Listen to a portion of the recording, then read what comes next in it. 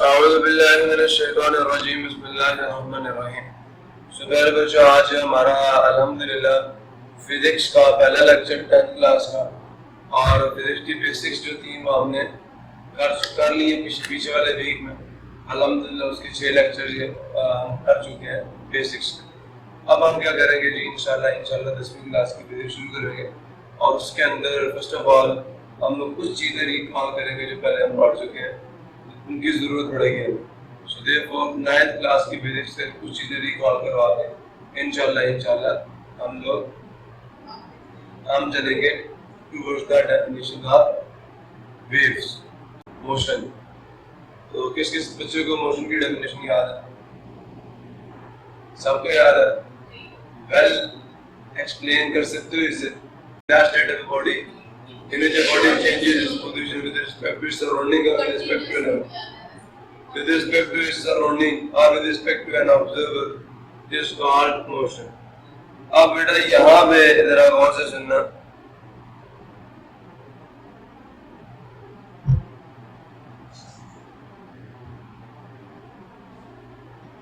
ये जो बात हमने लिखी है ना यहाँ पे कि with respect to an observer, this thing is very very with respect to an observer is very very important thing है। ये चीज बहुत ज्यादा इम्पोर्टेंट है ये चीज कि एन ऑब्जर्वर क्या है। याद रखना, ये जो रेस्ट या हम जो मोशन की बात कर रहे हैं, ये रेस्ट और मोशन की बात हम कर रहे हैं, they are totally entirely dependent upon the observer. ये टोटली इंटायरली डिपेंडेंट है ऑब्जर्वर पे। ये दोनों स्टेट, चाहे वो मोशन की स्टेट हो चाहे वो रेस्ट की स्टेट हो, ये रिलेटिव स्टेट है। ये अदर रिलेटिव स्टेट्स हो सकता है एक चीज, एक ऑब्जेक्ट, एक बॉडी किसी एक ऑब्जर्वर के लिहाज से किसमें हो और दूसरे के लिहाज से रेस्ट में हो। इसकी मिसाल मैं हमेशा से आपको दिया करता हूँ कि अगर एक शख्स जो है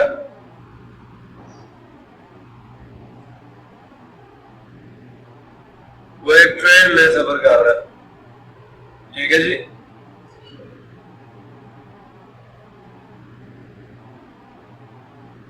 और जो ट्रेन है उसके अंदर उसके साथ और भी बहुत सारे पैसेंजर्स बैठे हुए होंगे। मेरी बात सुन रहे नहीं सुन रहे? अब एक पैसेंजर अगर यहाँ बैठा हुआ है और दूसरा पैसेंजर अगर यहाँ बैठा हुआ है ट्रेन में, तो बेटा अब जो आउटसाइड द ट्रेन यहाँ पे जो पैसेंजर्स खड़े हैं, मतलब आउटसाइड द ट्रेन जो पैसेंजर्स खड़े हैं, ट्रेन इज मूविंग हियर। अब जो शख्स यहाँ पे खड़ा होगा, मेरी बात समझ आ रही है नहीं आ रही? अब जो शख्स यहाँ पे खड़ा होगा उसके लिहाज से जो ट्रेन में लोग मूव कर रहे हैं वो मोशन में, इसके लिहाज से जो ट्रेन है उसकी पोजीशन क्या, अब ये पोजीशन के ऊपर हम बात कर लेते हैं, बाद में हम बात करेंगे इन चीजों के। फर्स्ट ऑफ ऑल ये पोजीशन क्या बना,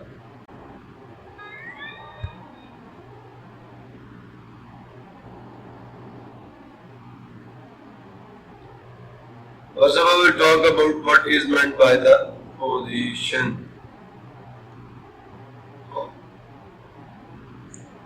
So now we are going to talk about the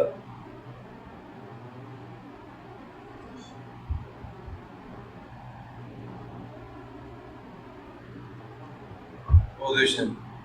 ये क्या आती है पोजीशन? किसी को याद हो पोजीशन के बारे में? वेरी गुड बेटा। The distance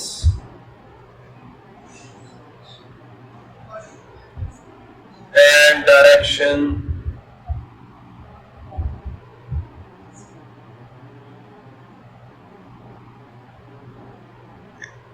of a body from a fixed point, because the point of reference is necessary from a fixed point is known as what? Is called position of the body.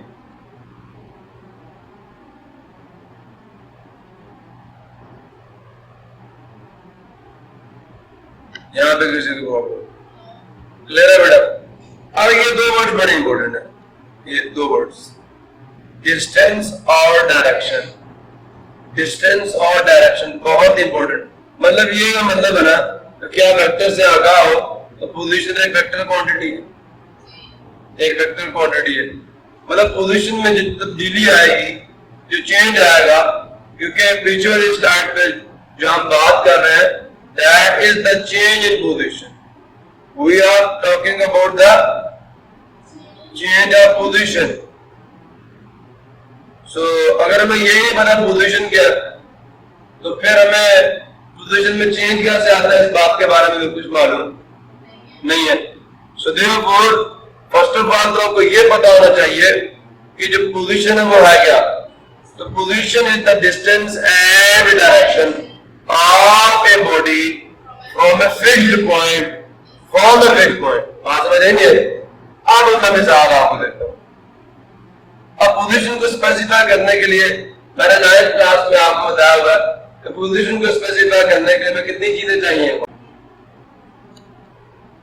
Things या tools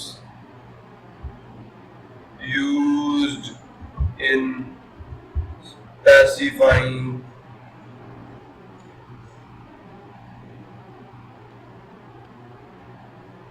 the position of a body. Number one.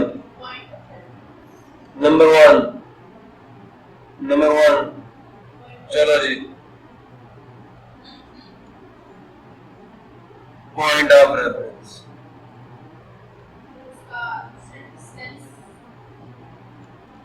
Number two. Number three. तो ये बात हम कर रही है ना कि पहली बात पॉइंट ऑफ रेफरेंस। नंबर 2 बेटा क्या, डायरेक्शन के लिए हम फ्रेम ऑफ रेफरेंस की बात, फ्रेम ऑफ रेफरेंस ये कह दिया जाए direction indicator.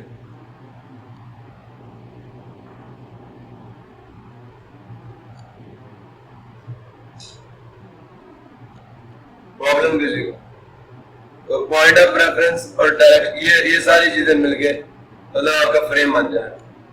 Direction indicator plus ये चीज,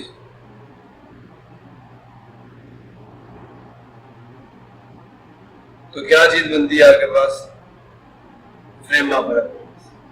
क्लियर है सबको? अब तीसरी चीज का बेटा आपको सूटेबल स्केल चाहिए। क्या चाहिए?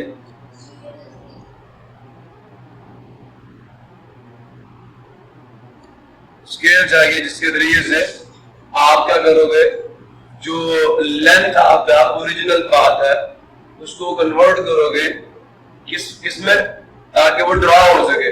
मेरी बात समझ आई नहीं आ रही? You will convert the length of the original path into a length that can be drawn on the paper. That can be drawn on the paper. Otherwise, अब 20 किलोमीटर एक बॉडी का डिस्टेंस है फ्रॉम a fixed point, अब 20 kilometre की line तक paper हम draw नहीं कर सकते। So therefore, we will convert that 20 kilometer into a suitable length that can be drawn on the paper. So for that, we will use what? We will use the suitable scale. तो ये एक ऐसा tool है जो क्या करेगा, suitable length में convert करेगा ओरिजिनल लेंथ को। क्या करेगा? ओरिजिनल लेंथ जो है उनको कन्वर्ट करेगा किसमें? suitable length that can be drawn on the paper.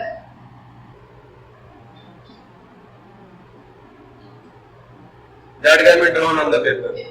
बात समझ आई नहीं है? Any confusion? So therefore बेटा पोजीशन जो है उसको स्पेसिफाई करने के लिए हमें कितनी चीजें, दो चीजें चाहिए। एक फ्रेम ऑफ रेफरेंस चाहिए जिसमें आपको पॉइंट ऑफ रेफरेंस भी मिल जाएगा जो कि ओरिजिन होगा, और दूसरा आपको डायरेक्शन स्पेसिफाई करने के लिए जो उसके एक्सिस है वो आपको बताएंगे कि डायरेक्शन को कैसे आपने स्पेसिफाई करना है। क्लियर है जी सबको? Any confusion? पोजीशन की बात तो हो गई। अब इसके बाद जो बात चलेगी वो किसकी चलेगी जी, कि पोजीशन में चेंज कैसे आएगा। अगर मेरे बच्चे थोड़ा सा गौर करो तो आपने ये देखा कि position is the vector quantity that depends upon the two things that depend upon the first thing is what distance and the second thing is direction यहाँ तक किसी बच्चे को प्रॉब्लम हो सो अब इसका मतलब पोजीशन में जो चेंज आएगा वो with respect to two things आएगा एक विद रिस्पेक्ट टू डिस्टेंस आएगा दूसरा विद रिस्पेक्ट टू डायरेक्शन आएगा अब जरा ये देखते हैं फर्स्ट ऑफ ऑल हम क्या करते हैं और यहाँ पर दोनों की वजह से आएगा position changes position changes number 1 कैसे with respect to distance या with respect to a change in distance number 2 with respect to a change in what in direction and number 3 क्या होना चाहिए with respect to both the distance and direction याद है किसी बच्चे को problem हो क्लियर है बेटा तो पोजीशन में चेंज कितनी तरह से आएगा 3 तरह से या एट ए टाइम सिर्फ डिस्टेंस चेंज हो जाए या सिर्फ डायरेक्शन चेंज हो जाए या फिर दोनों डिस्टेंस भी चेंज हो रहा है और डायरेक्शन भी चेंज हो रही है तो फिर भी पोजीशन चेंज होगी मेरे बात समझ आई तो अगर इन 3 बातों में से कोई एक भी रूनुमा हो या तो हम कहेंगे बॉडी किसमें मोशन है किसके लिहाज से ऑब्जर्वर के लिहाज से अब ऑब्जर्वर जो होगा वो कहां पड़ा होगा ओरिजिन में किसके पड़ा होगा ओरिजिन से मैंने पहले कहा कि मोशन जो है ये क्या है कि is a relative state is a motion is a relative state ये रिमार्क याद रखना मोशन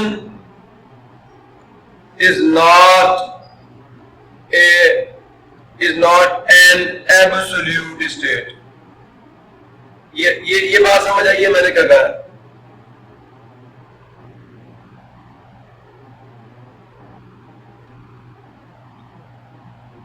ये बात समझ आई है क्या समझ आई है तो बेटा गौर से सुनिएगा मेरे बच्चे गौर से सुनिएगा कि ये रिलेटिव स्टेट या मेजरमेंट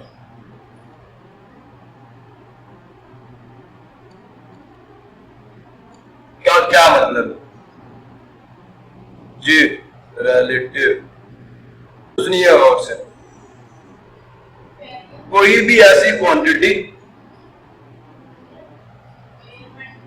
या ऐसी स्टेट अगर मेजरमेंट है या एक्चुअली क्वांटिटी है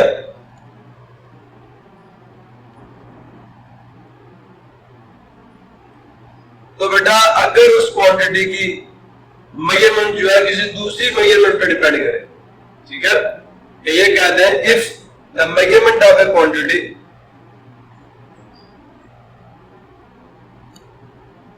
if the measurement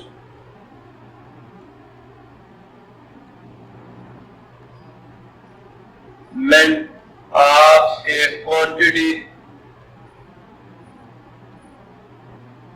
depends upon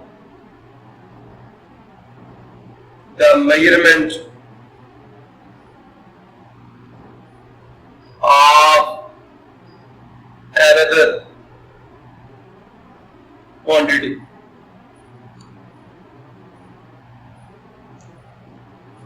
या जहां आपने मेजरमेंट लिखा है जहां आपने मेजरमेंट लिखा depends upon the measurement of another quantity If the measurement of a quantity depends upon the measurement of another quantity, or if state of a body depends upon the state of another body. If the state of a body depends upon the state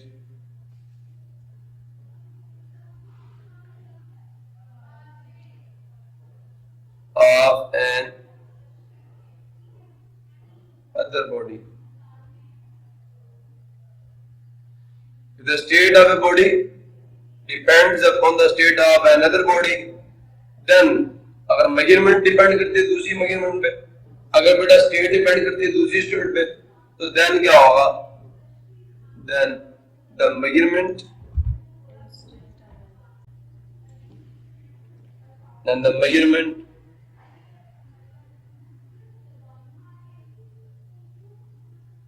and state are relative. देखो relative के हम लोग किस पे जाए? Operation पे जाए। Relative के किस पे जाए? अगर हम इस वर्ड रिलेटिव का ऑपरेशन करें व्हाट इज रिलेटिव, तो रिलेटिव किससे डिराइव्ड है? रिलेशन से। रिलेटिव किससे डिराइव्ड है? रिलेशन से।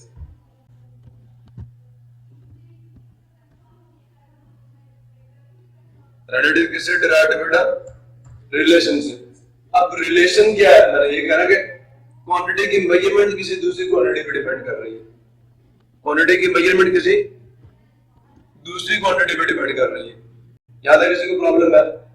बिकॉज रिलेशन जरूरी है। ऐसी क्वांटिटीज या ऐसी मेजरमेंट्स या ऐसी स्टेट्स जिनकी मेजरमेंट के लिए या जिनकी डिटेक्शन के लिए हमें क्या क्या जरूरत हो? एक रिश्ते की जरूरत हो, एक लिंक की जरूरत हो, अदरवाइज हम उन्हें मेजर ही नहीं कर सके।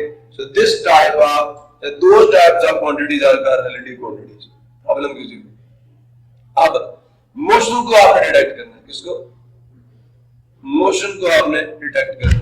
तो याद रखना बेटा, मोशन इज व्हाट? रिलेटिव है, इज रिलेटिव। अब मैं जरा वापस जाता हूं कि मैंने आपको एग्जांपल दी थी यहां पर कि अगर एक ऑब्जेक्ट जो है फर्स्ट कि हमारे पास मोशन कैसे रिलेटिव है, तो हमने क्या देखा था? मैंने बताया था कि ये एक ट्रेन है जो मूव कर रही है और एक शख्स है वो जो प्लेटफॉर्म पे खड़ा और दो शख्स जो है वो ट्रेन के अंदर बैठे मूव कर रहे हैं। Train is moving with respect to this observer. क्यों? क्योंकि बेटा ट्रेन का इस शख्स से जो ये या फॉर एग्जांपल ये जो ऑब्जेक्ट ट्रेन के अंदर बैठा हुआ है उसका इस शख्स से डिस्टेंस मुसलसल तब्दील हो रहा है। एक शख्स से मुसलसल डिस्टेंस क्या हो रहा है? तब्दील हो रहा है। और इसका भी इससे डिस्टेंस क्या हो रहा है? तो पोजीशन में चेंज आ रहा नहीं आ रहा? मैंने कहा था पोजीशन में जो चेंज आता है वो विद रिस्पेक्ट टू या तो डायरेक्शन आएगा या और मदर के बाद इसके आस्ता आस्ता डायरेक्शन, पहले इसके इन फ्रंट है और बाद में इसके राइट पे हो जाएगी ट्रेन। तो ये जो ट्रेन है इसके लिहाज से क्या कर रही है? अपनी पोजीशन को तब्दील कर रही है। सो देयरफॉर ट्रेन और इसमें बैठा हुआ हर मुसाफिर इस शख्स के लिहाज से क्या किसमें मोशन में। लेकिन फिर अब हम ट्रेन के अंदर जाते हैं, क्या इन दो ऑब्जेक्ट्स के दरमियान में, ये जो ट्रेन के अंदर बैठे हुए हैं, क्या इनके दरमियान में कोई डिस्टेंस चेंज हो रहा है? क्या इनकी डायरेक्शन चेंज हो रही है आपस में एक दूसरे के लिहाज से? So therefore they are in the state of rest, they are not in the state of motion. तो ये रिलेटिव स्टेट है। अब इस शख्स का एट ए टाइम इसके साथ मोशन का लिंक है और जो उससे पीछे उसी ट्रेन में शख्स बैठा है उसके साथ किसका लिंक है? रेस्ट का लिंक है। तो this is the relative state. मेरी बात समझ आ रही नहीं आ रही? ये रिलेटिव को थोड़ा सा और डिस्कस कर लेते हैं। अब मैं मिसाल आपको देता हूँ कि एक शख्स यहाँ पे खड़ा है, हम कहते हैं डायरेक्शन भी रिलेटिव है, फिर टाइम भी रिलेटिव है। समझ आ रही? थोड़ी सी बात करेंगे रिलेटिविटी के ऊपर, लेकिन 9th क्लास में करेंगे। अगर आपने सुनना हो तो 9th क्लास के लेक्चर में बता दूंगा आपको, मैंने आज रिलेटिविटी की बात की है तो वहां सुन लेना। अब देखो एक शख्स है वो जमीन के ऊपर रहता है, अब जो जमीन के यहाँ रहता है वो तो यूं यहाँ पे खड़ा होगा नहीं, जो यहाँ पे रहता है वो यूं खड़ा होगा मतलब हम तो जमीन के साथ हमारे पाँव लगे होते हैं ना, ये यहाँ पे यूं खड़ा होगा और जो यहाँ पे वो यूं खड़ा होगा, isn't it? और जो यहाँ पे जमीन गोला ना लाइक दिस, तो जो यहाँ पे होगा वो कुछ यूं खड़ा होगा। मेरी बात सुन रहे नहीं सुन रहे? अब बेटा ये बंदा कहता है आप, ये इसके लिए आता है क्योंकि हमने कहा ना जो जमीन से इस डायरेक्शन में चीज, हमने उसको आपका नाम दे दिया, बट क्या ये इसके लिए आता है? इसका आप तो इधर होगा, ये इसके लिए क्या है? इसके लिए क्या? नहीं ये यूं खड़ा जैसे, मतलब इसका बाजू इस साइड पे, तो इसके लिए क्या है? ये लेफ्ट। इसके लिए क्या है? राइट। इसके लिए क्या है? फॉरवर्ड। ये उधर को मुंह करके खड़ा, इसके लिए फॉरवर्ड। अगर मैं एक बंदा यहाँ पे खड़ा कर दूं और उसका मुंह नीचे को, उसके लिए बैकवर्ड। अब इसके लिए क्या? डाउन। इसके लिए तो डाउन है, ये डायरेक्शन तो इसके लिए डाउन है।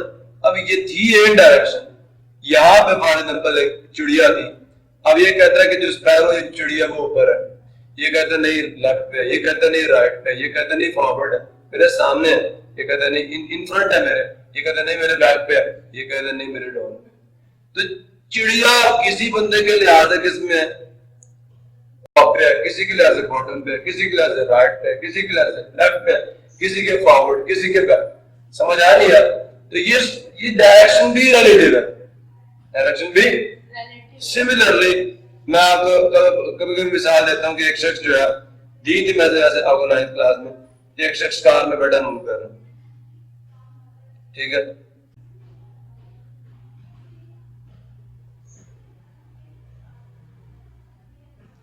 ठीक है बेटा।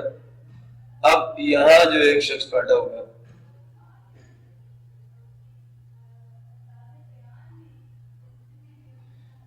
यहां एक शख्स खड़ा है रोड पे, एक शख्स यहाँ पीछे खड़ा कर और कीजिएगा, ये एक शख्स गाड़ी मूव कर रही है, ठीक है। इस शख्स के लिए इसने बॉल फेंकी यूं करके ऊपर, गाड़ी मूव कर रही है, यहां जब इसकी गाड़ी पहुंचेगी इस पॉइंट पे, तो ये उस बॉल को वापस क्या कर लेगा? कैच कर लेगा। अब इसके लिए बॉल क्या कर रही है? ऊपर से नीचे आ रही है, फ्रॉम टॉप टू बॉटम। इसके लिए जो बॉल की मोशन है वो लीनियर, इसको तो यही महसूस होता है। इस शख्स के लिए बॉल की मोशन क्या? लीनियर है। इस शख्स के लिए तो ये from top to bottom, from top to. अब इस शख्स के लिए क्या? बॉल जो है वो, या इसके लिए जो यहाँ पे खड़ा, बॉल यहां से निकली ऊपर गई और फिर यहां, इसके लिए क्या है? इसके लिए क्या है? ये जो यहाँ पे खड़ा कर्व्ड है ना, पैराबोलिक लाइक दिस। इसके लिए बॉल की मोशन की जो ट्रेजेक्टरी है वो पैराबोलिक है। देखो शेप भी रिलेटिव है, इसके लिए क्या? पैराबोलिक है, और इसके लिए क्या? क्या स्ट्रेट लाइन है, लीनियर है, लेकिन क्या फ्रॉम इसके, ठीक है, फ्रॉम ये इसके लिए फ्रॉम टॉप टू बॉटम, लेकिन इसके लिए क्या होगा? जो यहाँ पे खड़ा होगा उसके लिए टॉप टू बॉटम नहीं होगा, इसके लिए इसके फॉरवर्ड होगी मोशन, वो कह रहा है यहाँ से बाहर निकली है वो सीधी जा रही है। अब इसके लिए क्या कहेगा? यहाँ से यूं फेंकी, सीधी गई और यहाँ नीचे। देखो जो शेप भी बन रही है, जो ट्रेजेक्टरीज ऑफ द शेप, जो ट्रेजेक्टरीज की शेप्स है वो भी क्या बन रही है? रिलेटिव बन रही है।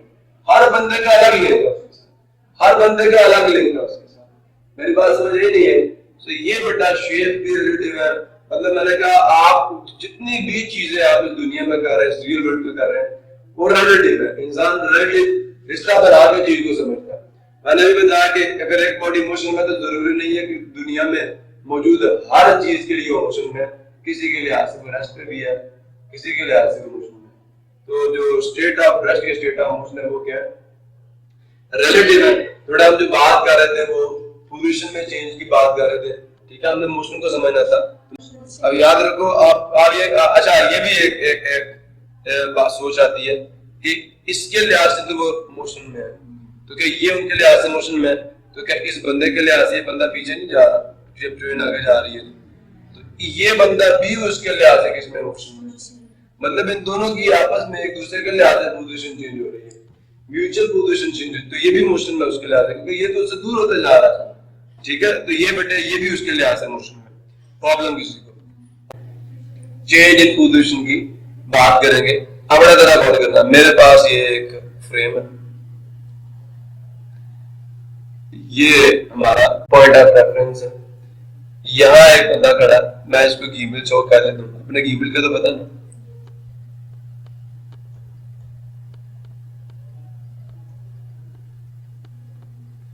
एक बंदा गीबिल चौक पे खड़ा, उसने ट्रेस करना था किसी दूसरे बंदे को। अब मैं अगर इसको नाम दे दूं, डायरेक्शंस का बनाना आता है ना, मैंने बताया था हमेशा हम लेफ्ट हैंड पे वेस्ट लेते हैं, राइट हैंड पे ईस्ट लेते हैं, और फ्रॉम टॉप नॉर्थ ले लेते हैं, और यहाँ पे साउथ ले लेते हैं। अब अगर इस बंदे ने इस बंदे की पोजीशन के बारे में बताना, इसकी क्या पोजीशन है, पहली बात वो ये देखेगा यहाँ से यहाँ तक का डिस्टेंस कितना है, और डायरेक्शन कौन सी है, ईस्ट है। मेरी बात समझ आ रही नहीं यार?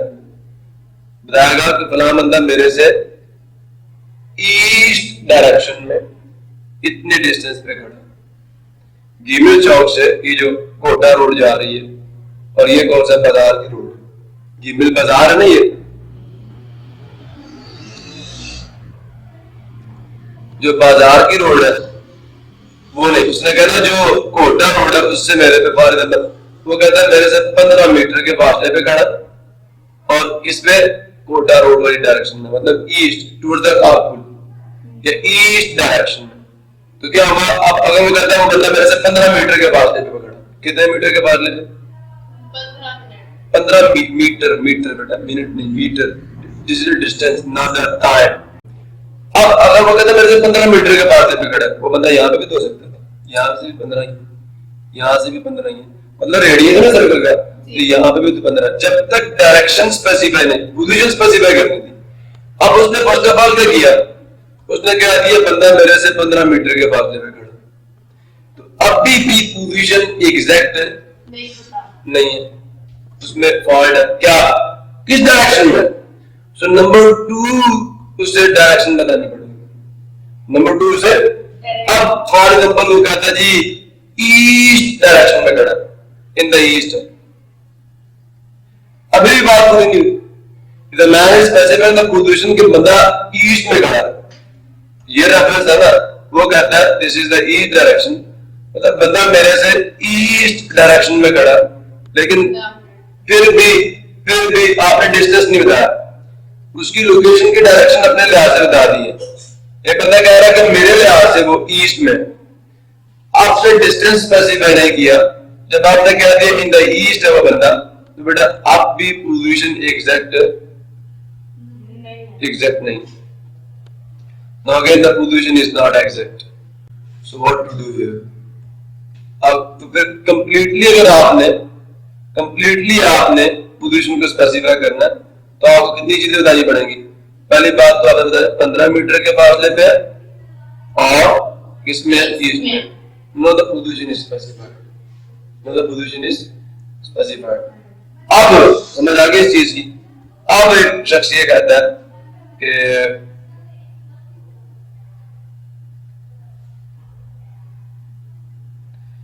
अब एक शख्स क्या करता है, जो 15 मीटर के फासले पे एक बंदा यहां से खड़ा था, वो क्या करता है, सर्कल में 15 मीटर के रेडियस के सर्कल में घूमना शुरू करता है। तो उस शख्स की क्या चीज तब्दील हो रही है इसके लिहाज से, डायरेक्शन तब्दील हो रही है, तो पोजीशन चेंज हो रही है, नहीं हो रही है, वो मोशन में आ रहा है। सिर्फ क्या किया उसने डिस्टेंस फिक्स रखा है, डिस्टेंस का रखा फिक्स रखा, लेकिन क्या किया उसने डायरेक्शन चेंज की, सर्कल में मूव किया, तो फिर भी बॉडी किस में आ गई, मोशन में आ गई। क्लियर हुआ? अब क्या हो रहा है, वही बंदा उसने सर्कल में मूव नहीं किया, डायरेक्शन ईस्ट ही रहने दी, डायरेक्शन क्या रहने दी, अब डिस्टेंस को चेंज कर, मतलब वो ईस्ट से आगे चला गया, वो जा रहा है, तो डिस्टेंस इंक्रीज करता जा रहा है, डायरेक्शन वही है, तो again the position is changing. अब वो पहले 15 से फिर 16 मीटर हुआ, फिर 17 हो जाते जाते उसका मतलब या तो distance between the objects change हो रहा हो या डायरेक्शन बिटवीन द ऑब्जेक्ट्स जो है वो चेंज हो रही है, या फिर दोनों। मिसाल के तौर पर क्या हो रहा है जी, इसको हम बढ़ा देते हैं कि अब ये मैं दोबारा बता देता हूं कि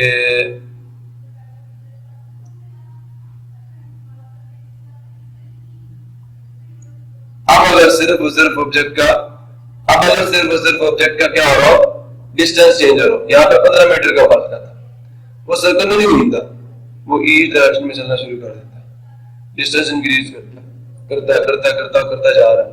मतलब पहले 16 होगा, फिर 17 होगा, 17 मीटर, 18, वो जा रहा है, डिस्टेंस चेंज कर रहा है, डायरेक्शन चेंज नहीं कर रहा। No again the body is in the state of motion. समझ आया? यहाँ पे भी बॉडी मोशन में, यहाँ पे भी बॉडी मोशन में। अब क्या करता है वो बंदा, अगर सिमिलरली थर्ड चॉइस क्या कि वो बंदा यहाँ पे 15 मीटर के फासले पे खड़ा था, उसने क्या किया, वो इधर को जाना शुरू कर दिया।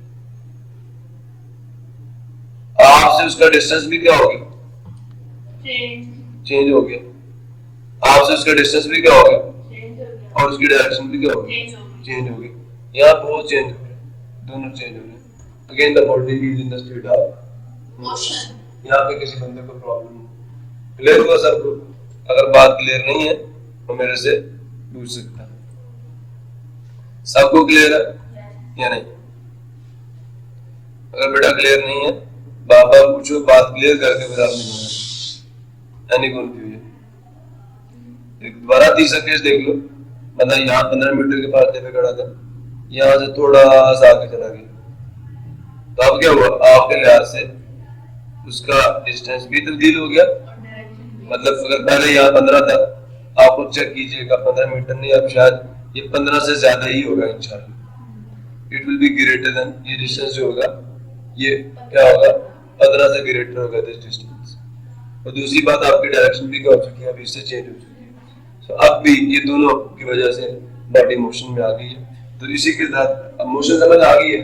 अगर बेटा ना डायरेक्शन चेंज हो ना डिस्टेंस चेंज हो, दोनों में से कोई एक भी चेंज हो, बंदा बॉडी साइड में रेस्ट और मोशन में कोई प्रॉब्लम हो आप मेरे से पूछें। अदरवाइज आज का लेक्चर हम इसी के साथ खत्म करते हैं।